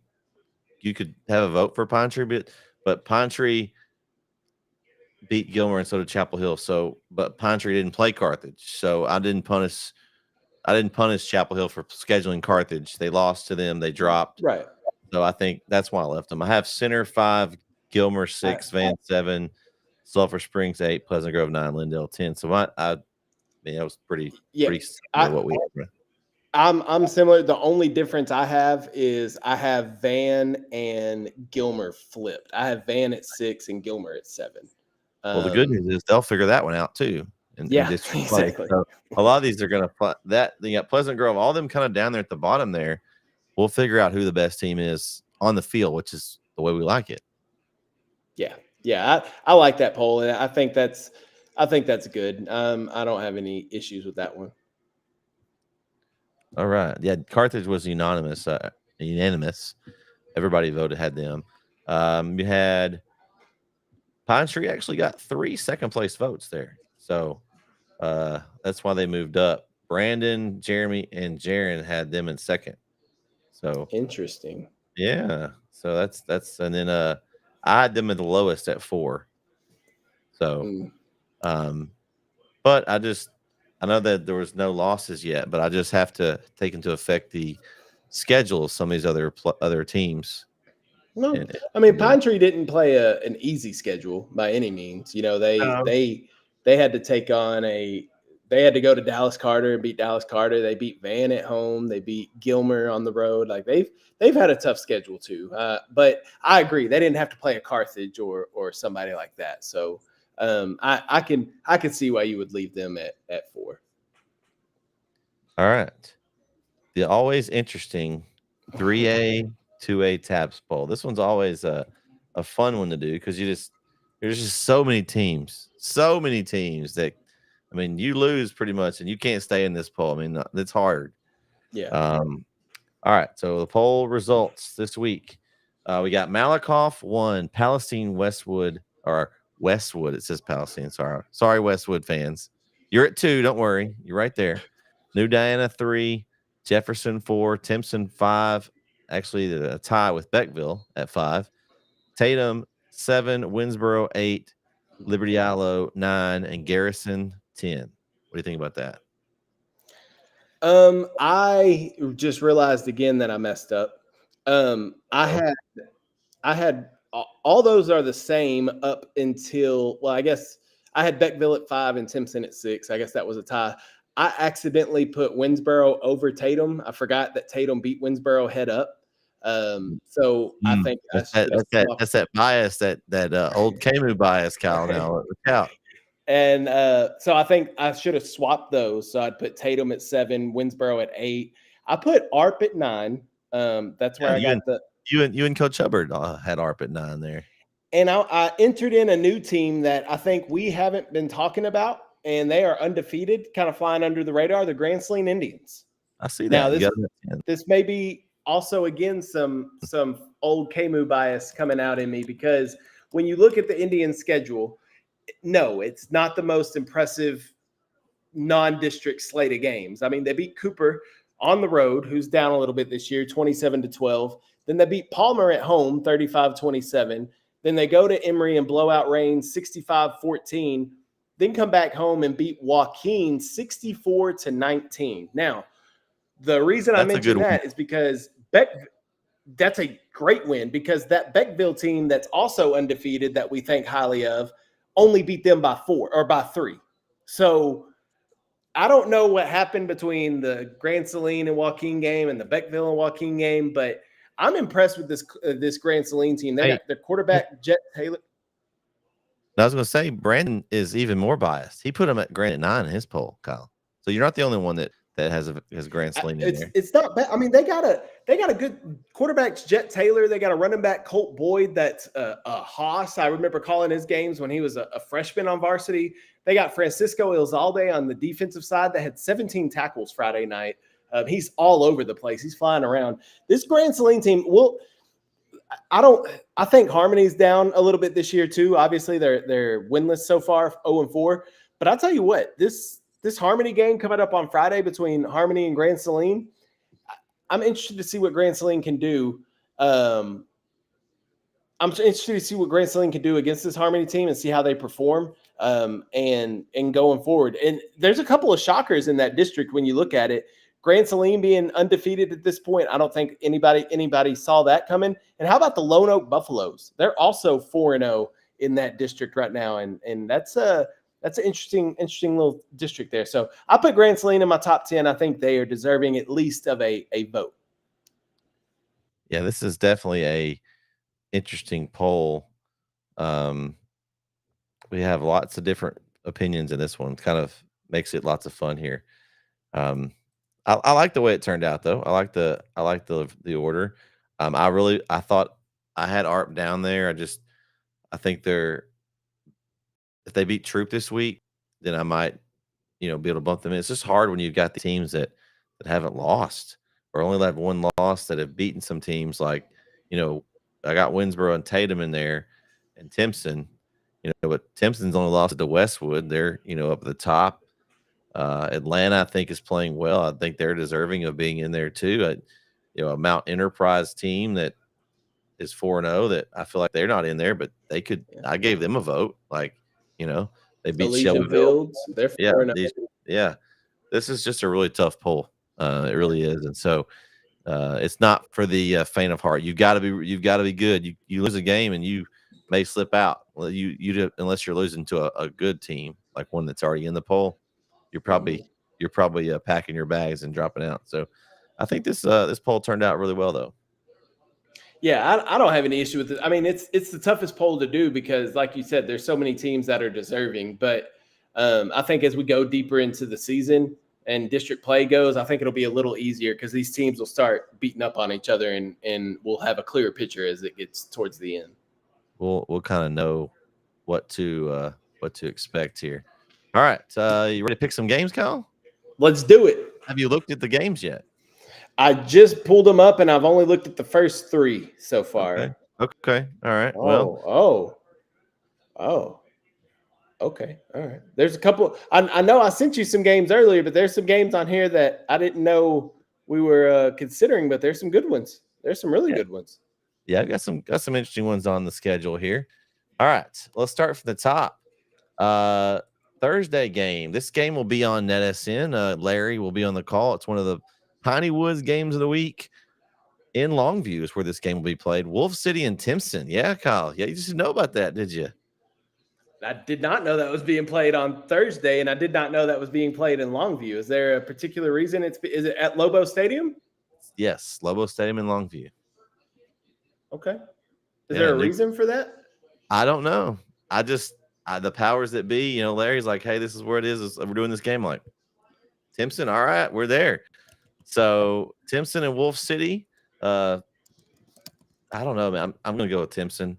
I'm not going to go against the Timpson Bears. I think they're angry they lost the game, and I would not want to be Wolf City in this one. I think Timpson's going to come in and do what they do, and J.J. Gardner may have 800 yards. Maybe not. He won't have time, but he'll have a great game, and I think they'll come out and win. Now, I think this is going to be a high scoring. I know you've said many times the tackling on Timpson is what they've got to work on, but I think the high scoring games will be kind of a continuing thing. They're going to have to outscore the opponent, but I'm not sure anybody can slow down Gardner as long as he's healthy. I'm going to be honest with you. I don't think this one's close. I think Timpson comes out and just, I mean, the only negative I'll say, well, or it could be a positive, I guess, is Timpson had a whole week off to let that loss to Westwood just sit on them a little longer. They're going to be ticked off. Yeah. I now, and hopefully Coach Gandy in that week off did some tackling drills with the defense. Maybe the defense comes out and tackles better. But yeah, I don't think this one's close. I think Timpson wins by a lot. And now that I know this game's on Thursday in Longview, I may just be there. Who knows? Yeah. May make an appearance. Either do that or you can just tune in. True. All right. Game 2. Game we talked about a while ago. Elysian Fields and Beckville. Kyle, man, this is a good one for game 2 here. What are you thinking here in this game? I don't know. I don't know. And that's just me being completely honest. I have no earthly idea. My gut says go with Beckville because of the pedigree. They've had the most recent success and they're consistent. They're consistently good. You know what you're getting with Beckville year in and year out. With Elysian Fields, they kind of popped up on the radar out of nowhere this season. And I don't think anybody else. So you're telling me they're like Randy Orton. They're out of nowhere. Yeah, and they may hit an RKO on Beckville this Friday night if Beckville's not careful. I don't know. You know, Elysian Fields kind of popped up out of nowhere. I don't think anybody outside of Elysian Fields expected them to be 4-0 at this point in the season. And that's, again, a credit to Coach Crow and the coaching staff over there at Elysian Fields for what they're doing. I don't know, man. This one, I think this is a true toss-up. I don't know, man. I don't know. Who do you got? I'm going to go with Beckville. I'm agreeing with you. I think it's going to be close. It's in Beckville. I think I'm going to go with the home team, and I'm going to go with Beckville to get the win. Okay, I like that. Yeah, give me Beckville. Because they're at home. I'm going with the home team, and that is literally the only reason I'm picking Beckville over Elysian Fields because I think these two teams. I don't know who to pick. I think, you know, Beckville's 4-0, but that 3-point loss to Joaquin after seeing, or 3-point win over Joaquin after seeing what Grand Saline did to Joaquin kind of makes me wonder. You know, I don't know. Mm-hmm. I don't know what happened there, but I think because they're at home, and I think because of the pedigree that Beckville has had recently with the success that they've had, I'm just going to give the edge to the Bearcats. All right. Game 3, Rusk and Canton. Now, you look at this game and you say 1-3 versus 4-0, but the reason why I picked this game on here, I think Rusk's schedule is a lot more difficult than Canton. I look at Canton's schedule and who they've beat: Nevada Community, Waxahachie Life, Maybank, Harris North Lamar. None of those teams on that list, to me, show a quality win. I don't think they've played anybody right now. Now, Rusk just comes off a loss to Troop, but Troop's, I think, a quality football team. They're a lower level, but they're a quality football team. Mount Vernon, they did beat them. Mount Vernon's down, but they did get the win there. Kaufman is a bigger school. Tough to go up there and win that one. So I don't know. This one's tough for me because of the fact that I see a team that's challenged themselves and has struggled in some games, and then a team that hasn't really challenged themselves, but they've won in a game that we're going to have on NETSN. Jaron will be covering this game. Him and Christian will be traveling to Canton to cover the Rusk Eagles. I don't know. It's in Canton. Kyle, this is tough for me right here. Do you have some way you're going in this one? I think I know where I want to go with this, but it's hard. I'm leaning Canton. I hear everything you just said, and it almost swayed me. But I just think that I haven't been, and this is not a shot at Rusk, but I haven't been impressed with Rusk this year. I don't think they've looked very good. I understand Troop's a good team. I do. I get it. But you're at home on homecoming against a team in a smaller classification. You should win that type of football game.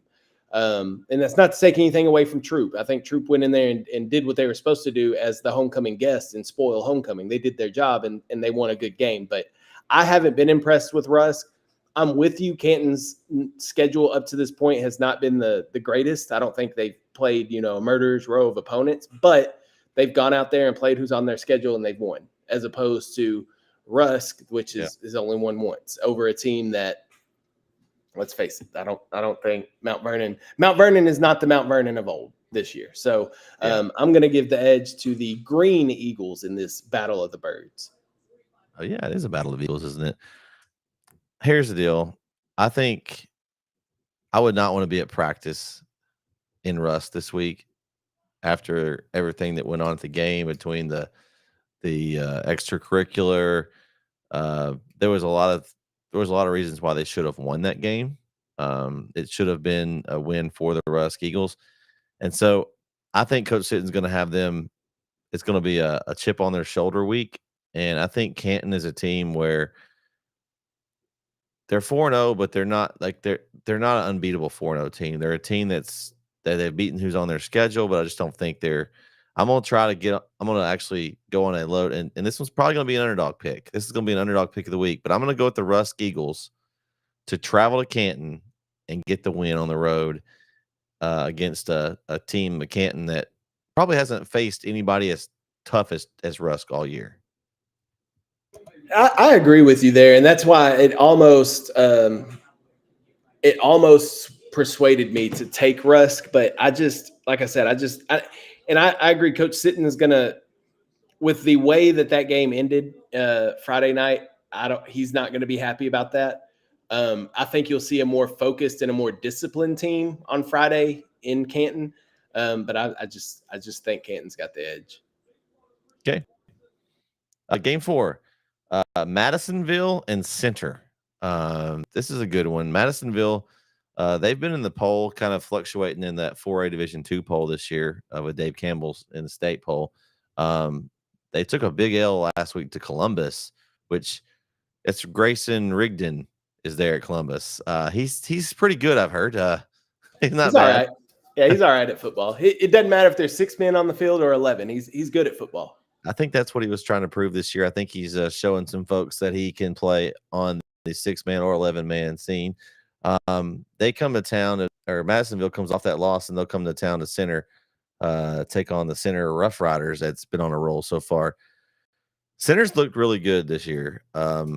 It's a tough one for me because I haven't seen a whole lot of Madisonville's game film, but I think the Rough Riders, man, they're on a mission. They're going to be on a mission to try to make a little playoff run, and so I'm going to go with the Center Rough Riders. Also, this game will also be on NETSN. So far we've got 3 out of the first 4 will be on NETSN this week. Got the counselor Stephen Shires, Chris Wallington, and those guys will be down there covering this game. So we'll be able to keep an eye on this one. But I'm going to go with the Rough Riders at home. So we've talked all night about non-district opponents and teams that who they faced before they get to this game. Center's faced Jacksonville, which I think Coach is doing an excellent job over there, but they're just not very good this season. Spring Hill, which may make the playoffs, but I think that's because the other teams in that district are not as good as them. They're going to get the. You see what I'm saying? I hear you. The win over North DeSoto seems like a really good win. From what I understand, North DeSoto has won multiple state championships in Louisiana. That seems like a good win. The win over Dangerfield, though, Dangerfield's not very good. They're down this year. We've seen that. So you look at those games, and I'll go back to what I said. You play who they put in front of you, and Center has done their job, and they have looked good in those wins. It's not like they're squeaking by. They're winning these games convincingly, and that's impressive. But when you look at Madisonville, Diboll, they beat Diboll, that's an interesting one that it was that close to Diboll. I don't know how good Diboll really is this season, but for them to play Madisonville to 1 point, that's impressive. Then it went over Navasota, that has historically had really good football teams. Don't know how good they are this year, but I'm assuming they're pretty decent. A 1-point loss on the road to the defending state champs Malakoff, where Malakoff had to score with about 18 seconds left in the game to beat Madisonville. So you took the defending state champs down to the wire on the road. I think that's impressive. Now, the Columbus game, it's Grayson Rigdon, man. I don't know what to tell you. I don't know. You still put up 35. Like, it's not like you didn't show up to the game. You put up 35. So I want to take the NETSN team. So here's the deal, Kyle. So basically, you described the exact same situation with the Canton and Russ game, Yeah. and you Yeah. picked the opposite. But, well, no. But Madisonville has been like that 1 point loss to the state champs on the road. Like Yeah. It is that impressive. is Now that is more impressive than any of. They are smaller. Malakoff's smaller, so Madisonville's a little bigger. So that does makes a It's little still difference.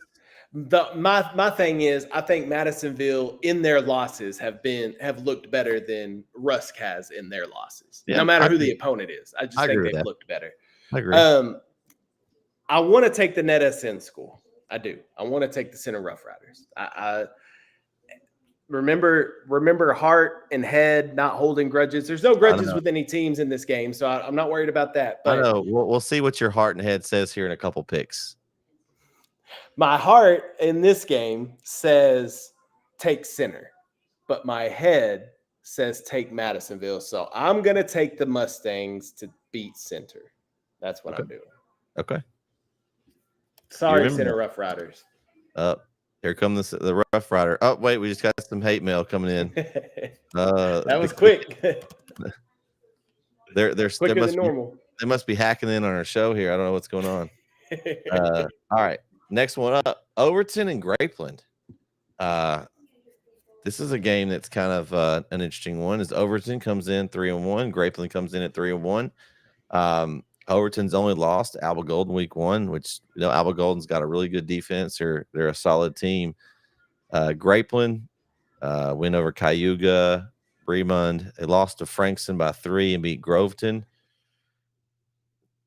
I don't know. I think I'm going with the Mustangs. I've seen them and what they can do. And Bryce Steele is legit. Like he is a dynamic player. He can do everything. He can throw. He can run with his legs if he needs to. And they've got a lot of weapons and size. So I'm going to go with the Overton Mustangs to get the win on the road. This is a really good pick'em game. I think it's another one of these games where we talk about where both teams are pretty evenly matched. Big fan of Coach Wood and what he's doing down in Grapeland. That 3-point loss to Frankston. That game was on NETSN. No, it wasn't. No, was it? No, it wasn't. No, I watched it. We were gonna have that was one we were looking at doing. We didn't. Okay, sorry. Well, anyway, I did watch that game. I think it was through the Frankston ISD's stream. But Frankston was kind of dominating that game early on, and it looked like they were going to pull away when Grapeland kept them from pulling away and nearly won the game. And I think Frankston's going to be a really good football team this year. I think they're going to make the playoffs and make some noise. But for Grapeland for their only loss to be that way, I think that's very impressive. Overton's only lost to Alba Golden, which we talked about that. That says more to me about Alba Golden than Overton. I think that says more about them holding Overton to 12 points when we've seen Overton these past 3 games put up 40 plus. Now, the quality of opponent, not as good as Alba Golden. I mean, you play Carlisle, Bowie, and Mod. It's not exactly, the best of teams. But I think Grapeland has played a little tougher competition. But I'm with you. I think Bryce Steele, Isaiah Hawkins, I think, the athletes that they have in Overton is, I think, better than they got in Grapeland.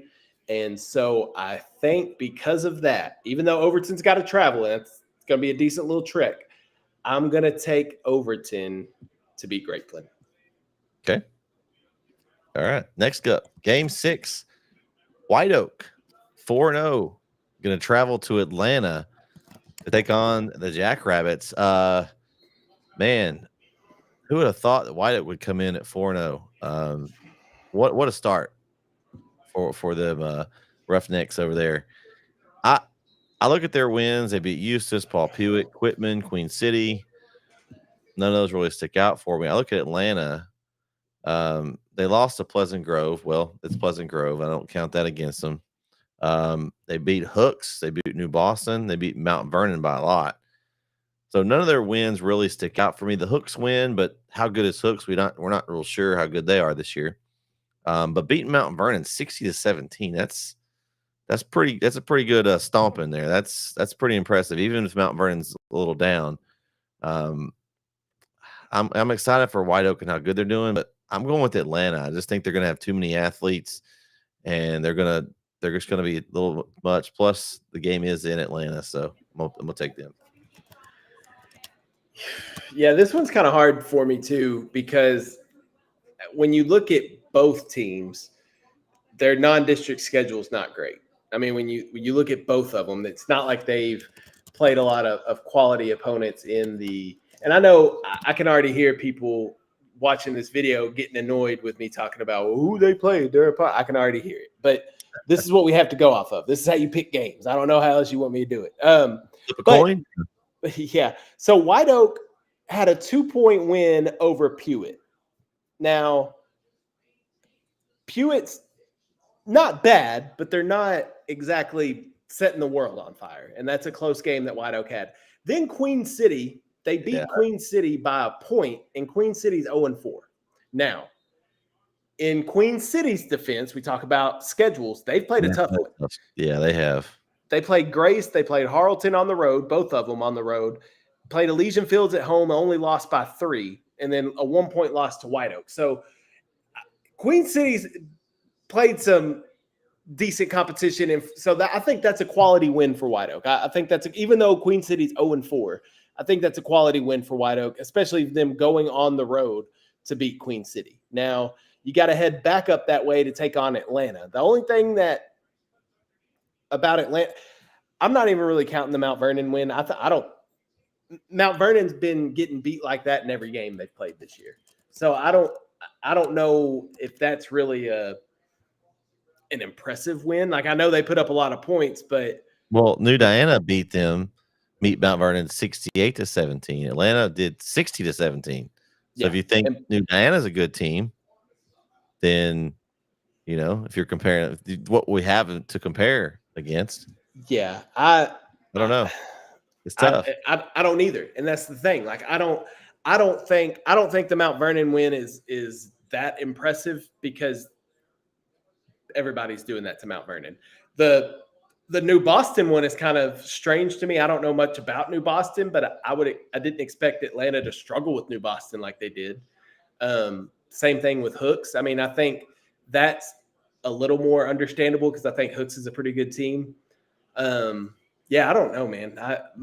This is a heart-head situation. Hey, see, here's the deal, Kyle. This is why these are why they're good games, because you have to struggle to select them. There's a couple on here that may not be as hard, but there's some good games that I think will be tough to pick in this one.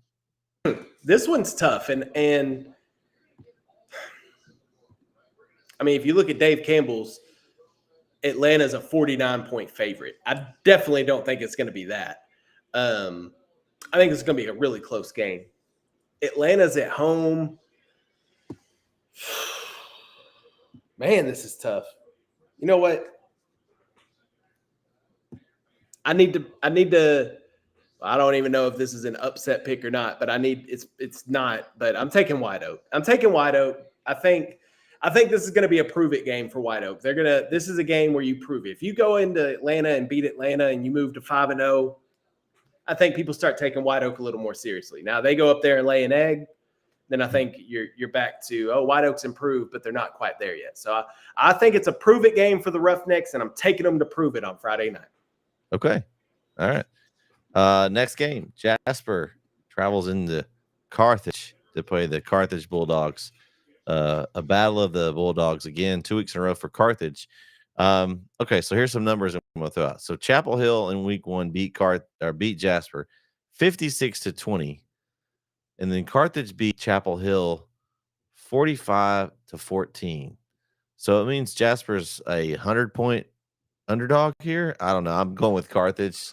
Sorry, Jasper, but your games aren't getting any easier this week. Sorry. Hey, I'm not going to waste our time on this one. Give me the Carthage Bulldogs by a lot.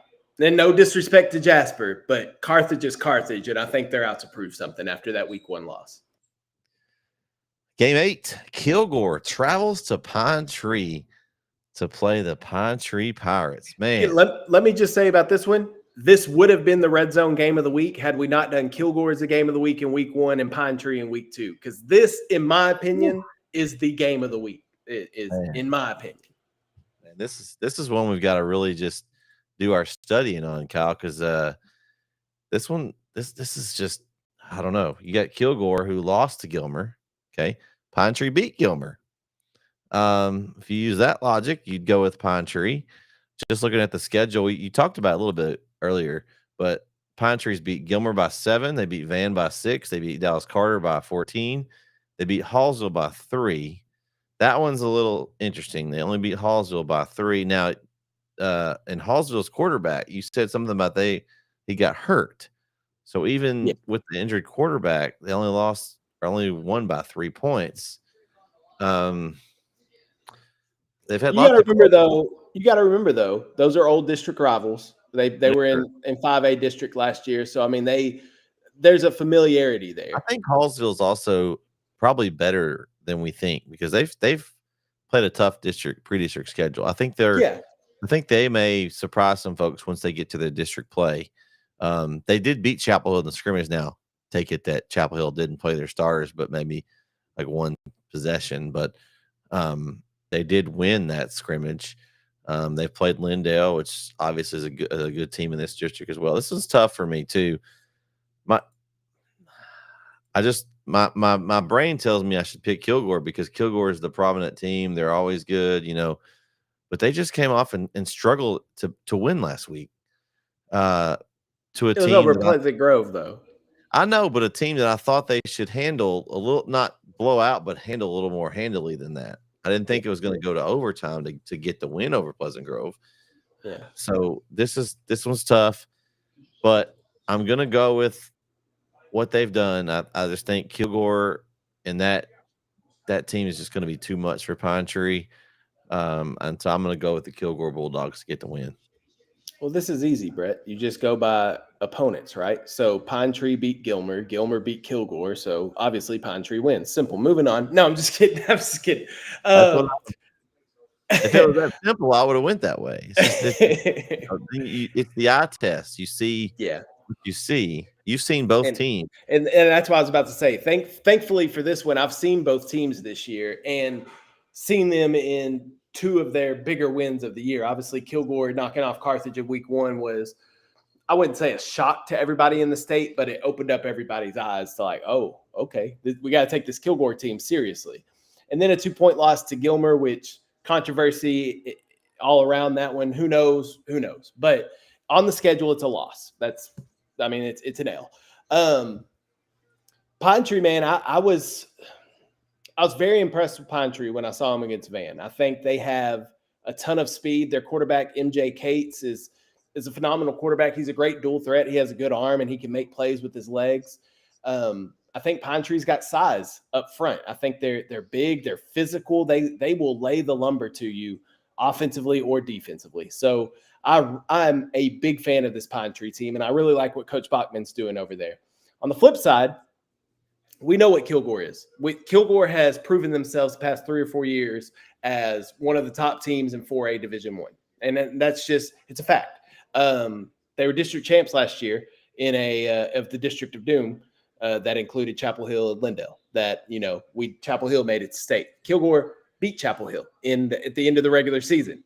People don't remember that because Chapel Hill got the better of them in the playoffs. But this Kilgore team I like this Kilgore team a lot too. I love what Coach Fuller's doing over there. Kilgore's very similar to Pine Tree. Kilgore's fast. Kilgore's physical. Kilgore will hit you in the mouth and not think twice about it.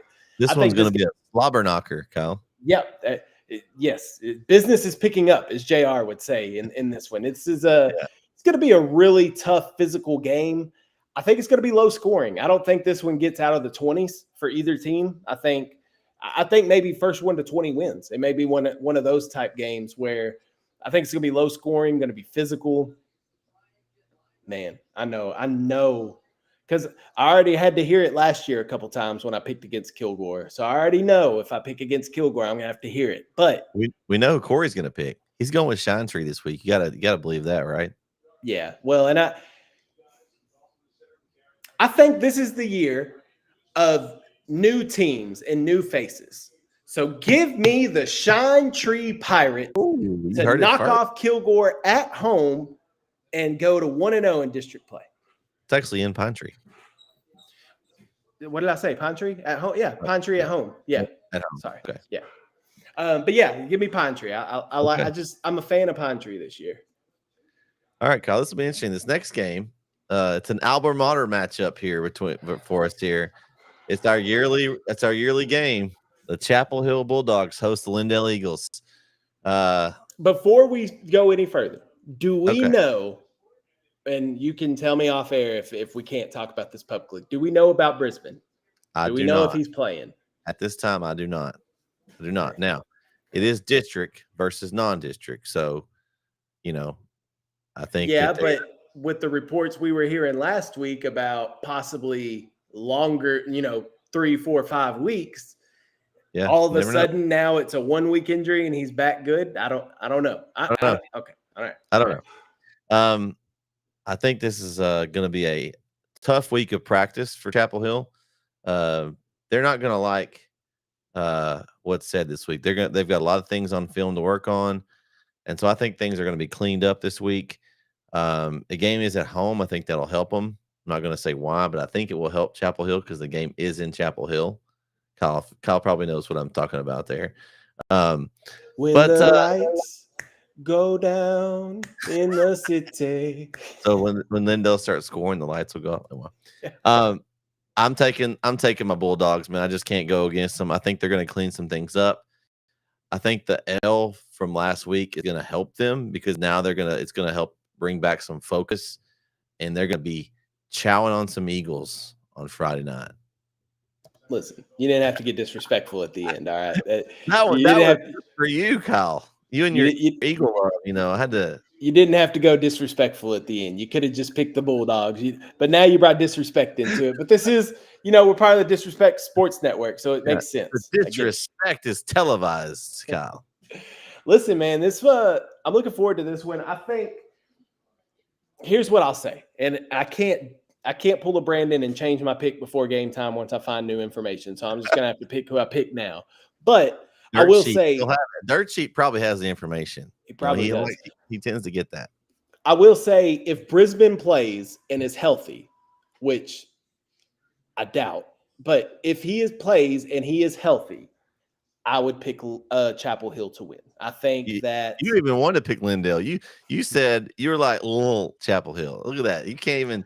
But with the uncertainty of him, and I think he makes that much of a difference. I think he's that big of a difference maker in the game where you take him out of the game, it's a different Chapel Hill football team. Now, Coach Reardon will work this week and try to find a style that fits the offense he has now. How do you get Ricky Stewart more involved? Is it more maybe you hit some swing passes and some screens for Ricky to get the ball in his hands? Maybe you do a little wildcat formation where Ricky directly takes the snap so you have the ball in your best player's hands on offense. Coach Reardon's much smarter than I am. He'll come up with a way to get Ricky more involved and make Malik comfortable because, it's not like it's been easy for Malik. I believe he came in that second half against White House and then had to play a 9-time state champ Carthage. And then you get to face Lindale to kick off district. It's not exactly what you want for your sophomore quarterback to face coming off the bench. But, now he's got a couple of weeks under his belt of running the offense. I think Chapel Hill will look better this week. They're obviously going to be angry coming off getting embarrassed at home on homecoming by Carthage. I mean, let's call it what it is. That's nobody in Chapel Hill liked what they saw Friday night. So you got an angry Chapel Hill team at home to open up district play against a team that beat them last year. And Chapel Hill hasn't forgotten that either. I know Chapel Hill hasn't forgotten that. But then on the flip side, for Lindale, let's look at them. 2 weeks ago, they lost to Van by 5 points in a big rivalry game on the road. Tough loss for Lindale. Last week, you took the defending state champs, Gilmer, to the brink. I mean, had them on the ropes, took them to overtime, went for 2, didn't get it, so you lose that game. So that's back-to-back losses for Lindale, tough losses that they're coming off of. Because even that Van game came down to the final minute of play. So a tough loss to Van, a tough loss at home to Gilmer. Now you have to lick your wounds and go into Chapel Hill and play a Bulldog team that's very angry right now. So I think this is another physical contest. I think I do think that Lindell's bigger up front. I think Lindell will be able to control the line of scrimmage better than Chapel Hill will. I said this on OT the other night, and in case he didn't hear it then, I'll say it here now. Coach McFarland, I think the defense is a lot better this year. I know 45 points doesn't look that way, but let's take into consideration everything that happened in that Carthage Chapel Hill game. The defense was out on the field. From what I understand, defense was out there a long time on Friday night. So if you put the defense out there for the majority of the game, you're just risking giving up more points. I don't care if you're the 85 Bears. If you consistently put them out there on the field, eventually something's going to break. And once a team like Carthage finds a break, they're going to bust the whole wall down. So I throw that game out. I think Chapel Hill's defense has been much improved this year. And so I think that Chapel Hill is gonna battle in this game. I think Lindell's gonna try and do the same game plan they did last year: control the clock, keep the offense off the field. Chapel Hill's not going to be able to score very much if Ricky Stewart and Malik G and others can't get going offensively. Now, Trevor Brooks, I believe, has had that pick 6 last week against Carthage. He's going to be a force on that defensive side that Lindell's going to have to account for. He's also playing offense this year a little bit too. I saw he had a touchdown catch against White House, I believe, in that game. So I think, this is going to be another excellent game. Coach Reardon and Coach Cochran will both have their teams ready to go Friday night. I have no doubt about that. It's going to come down to the team that makes the fewer mistakes. I think I'm going to pick Lindell. I'm going with my heart. I'm picking Lindell. And again, I think if Brisbane plays, I think this changes things. But I'm going to go under the assumption that Brisbane's out, or even if he does play, he's not going to be 100%. So because of that, and because of Lindell losing 2 in a row and not wanting to lose 3 in a row, especially to start off district play, I'm going to take the Lindell Eagles. Fly, Eagles, fly. Oh, you then throw that in there. Okay. All right. How did I know that was where that was going to go? I just had this feeling that the listen, if you went out in this one, if you would have picked Lindell, I might have picked Chapel Hill just to be different. But when you went with your alma mater, I said, I can't go against the blue class of dimes, baby. I mean, it's fair enough. I mean, that'd be like Corey picking against Chapel Hill. And I hope the Chapel Hill people listening aren't like, well, there's that Kyle guy picking against Chapel Hill again. I love Chapel Hill. I think Chapel Hill is awesome. I'm a big fan of the Bulldogs, but they just happen to be playing your Eagles this week. So, sorry. I mean, it's what it is. I get it. I wouldn't expect anything else. I knew where your pick was going. All this was just leading up to the Lindell Eagle pick. You would have been disappointed had I not picked Lindell. I'd have been really surprised. I would have been really surprised. Game 10, probably the biggest rivalry of the week here. Troop and ARP, the 7-mile rivalry in a big district matchup. We talked about this district a little bit earlier. Kind of wide open. You've got them, West Rusk, and New Diana. Probably we look at as of right now who we think may be the playoff teams. They're going to be beating up on each other. This will be interesting. ARP, only loss was to Garrison by 1, or they'd be 4-0. We talked about that earlier. Troop struggled, but then they got a big win in Rusk last week. I just think this game is in ARP. I think this is going to be just a brawl. Hopefully no brawls, really brawls this week, but I think this is going to be physical. Like you talked about earlier, this game, they don't like each other. Like Troop and ARP does not like each other. We had a little bit of NETSN kind of going at it. I wish we had this game. We could put a couple of Troop and ARP people. Awesome. That would be awesome, but unfortunately we don't. But I think this is going to be a great one. I think Coach Meeky and company get the win at home in ARP, and it kind of catapults them in the district play. I just think they're on the up and up, and Troop is just not as good as they have been in the last couple of years. They still have Brett Wells, the running back there. He's dynamic. I got to see a bit of him on film watching the Russ game. But I just think that what Coach Meeky's got going on, they're trending in the right direction, and they're having a really good season. So I'm going with the Tigers from ARP in this one. Yeah, give me the Tigers to win. Okay, that was bad. I know. The Maroon Tigers. Oh wait, no, that's even worse. Yeah. Okay, That was bad. I know. It was low hanging fruit. Looking at it, I'm gonna go back to what I said earlier. I'm just not impressed with this Rusk team, and not to take anything away from Troop, but I mean the Harleton win is a good win. That's a good win. I think Harleton's a good football team, but I don't know how good Edgewood is, to be honest. And to lose 56-28 on the road to Edgewood is not great. Shelbyville, we talked. They both played Harleton, if that helps you. Yeah, I see that. But they both won, and it was kind of similar scores. So it shows this game should be good. I think it'll be an excellent game. It's a rivalry game. You could throw the records out the window. It doesn't matter if both teams are, or if one team's 0-10 and the other's 10-0. It doesn't matter. These two teams are going to play each other hard. I'm more impressed with ARP this year. I think that 1 point loss to Garrison, like we talked about, 1 point and they could be 4-0. I think I'm more impressed with that and the fact that they're at home. I'm going to take the ARP Tigers. ARP, baby. All right. This kind of shows how this week's pick'em was.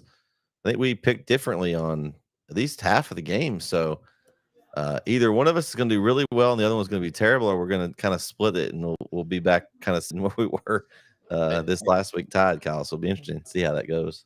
If I do bad this week, then I'm done for the season. I mean, I'm not done. I'll still pick, but I'm out of contention for the season. So it will be strictly just Hail Marys and upset picks for the rest of the year. Now, if I do good this week, I'm right back in the hunt, then we'll keep trying. But it could be just Hail Marys the rest of the year. So just knowing where NETSN is going to be this week. Again, we'll have the Wolf City Timpson game Thursday night on NETSN. Larry will be on the call in that game. Me and Jason will be in Carlisle on Thursday night, where Shelbyville will come to town. So I get to see the Shelbyville Dragons in action coming to town against Carlisle Indians. Both those I might games be there at that one. Yeah, both those games are a Thursday night. And then our Friday slate, I'll be in Brookville again this week as Austin Regents comes to town. We'll see what the Guard has in store for them, as the Regents is the favorite in district play. So we'll see how the Guard do there. We'll have Canton and Rusk. Jaron and Christian will be traveling to Canton to have the Rusk Canton game. The Center Rough Riders will be hosting Madisonville.